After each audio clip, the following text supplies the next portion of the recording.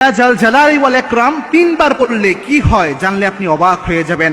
ইয়া জাল জালালি ওয়াল ইকরামের শব্দটা যদি আপনি তিনবার পড়তে পারেন, এটার যে ফজিলত রয়েছে এটা জানলে নিজেই অবাক হয়ে যাবেন, যেটা রাসূল সাল্লাল্লাহু আলাইহি ওয়াসাল্লামের হাদিসের মাধ্যমে জানা যায়। দেখেন, আল্লাহর হাবিব সাল্লাল্লাহু আলাইহি ওয়াসাল্লাম তার জীবদ্দশায় যে আমলগুলো করতেন, যে জিনিসগুলো জানিয়েছেন, যে ইনস্ট্রাকশনগুলো দিয়ে দিয়েছেন, এই সবগুলোর মধ্যে বারাকা রয়েছে।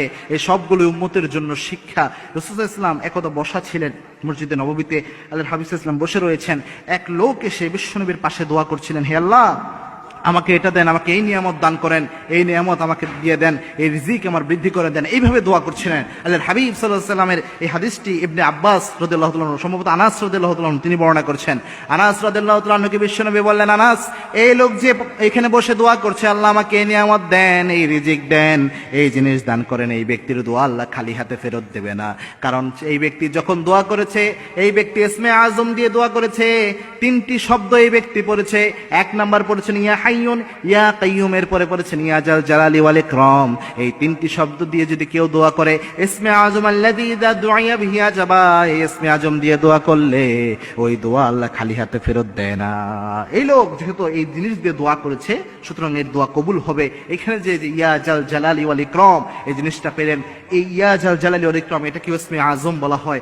এটা যদি আপনি যখন তাহাজ্জুদের নামাজ রাতের বেলায় উঠবেন, আল্লাহর কাছে যখন দোয়া করবেন, আল্লাহর কাছে যখন চাইবেন, তখন যদি বারবার এটা পড়তে পারেন, ইয়া হাইয়ুন ইয়া কাইয়ুম ইয়া জাল জালালি ওয়াল ইকরাম মিনিমাম 3 বার পড়তে পারেন, আল্লাহ রাব্বুল আলামিন দোয়া কবুল হওয়ার ক্ষেত্রে আল্লাহ রাব্বুল আলামিন অনেক সহজ করবেন এবং আল্লাহ রাব্বুল আলামিন আপনার দোয়াকে অ্যাকসেপ্ট করে নেবেন। মনে রাখবেন, দোয়া অ্যাকসেপ্ট করার মালিক একমাত্র আল্লাহ রাব্বুল আলামিন। এবং এই দোয়া যদি আপনি বিশ্বনবীর তরিকা অনুযায়ী করতে পারেন, সিনসিয়ারলি করতে পারেন, এই সিনসিয়ার দোয়া লাইকে মিসাইল হামলা করলে যেমন মিস হয় না, দোয়ার মতো দোয়া করতে পারলে, বিশ্বনবীর পদ্ধতি অনুযায়ী দোয়া করলে সেই দোয়া আল্লাহ রাব্বুল আলামিন খালি হাতে ফেরত দেয় না। সুতরাং যখনই দোয়া করবেন, এই শব্দটা ইয়া হাইয়ুন ইয়া কাইয়ুম ইয়া জাল জালালি ওয়াল ইকরাম এটা যোগ করে দোয়া করবেন এবং 3 বার আল্লাহ রাব্বুল আলামিনের কাছে বারবার আবেগ আপ্লুত হয়ে এই দোয়াটা করবেন। তাহাজ্জুদের সিজদায় যে যদি দোয়া করতে চান, তখনও সুবহানা রাব্বিল আ'লা কয়েকবার বলার পর আপনি এটা করতে পারেন, ইয়া হাইয়ুন ইয়া কাইয়ুম ইয়া জাল জালালি ওয়াল ইকরাম। মুনাজাতে হাত তুলে আল্লাহর কাছে দোয়া করতে চান,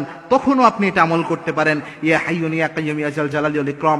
অথবা নামাজে সালাম ফিরানোর আগে যখন আমরা অনেক সময় মাসনুন দোয়াগুলো যে করা হয়, যেটা রাসূল সাল্লাল্লাহু আলাইহি ওয়াসাল্লাম সারা জীবন করেছেন, এই অবস্থায় যদি আপনি এই আমলটা করতে পারেন, ওই সময় আপনি এই 3টে শব্দ পড়ে এরপরে যদি আপনি এই দোয়াটা করতে পারেন, যে কোনো দোয়া, যে কোনো মনের বাসনার জন্য আল্লাহর কাছে চাইতে পারেন, আল্লাহ রাব্বুল আলামিন আপনার মনের আশা ভরসা অবশ্যই আল্লাহ রাব্বুল আলামিন কবুল করে নেবেন। এবং এই দোয়াটি, এই শব্দটি আল্লাহ রাব্বুল আলামিন সবচেয়ে পছন্দ করেন। এই শব্দ 3টিকে এই জন্য ইসমে আজম বলা হয়। এই আমল করার তৌফিক আল্লাহ আমাদের সকলকে দান করুন, আল্লাহুম্মা আমিন।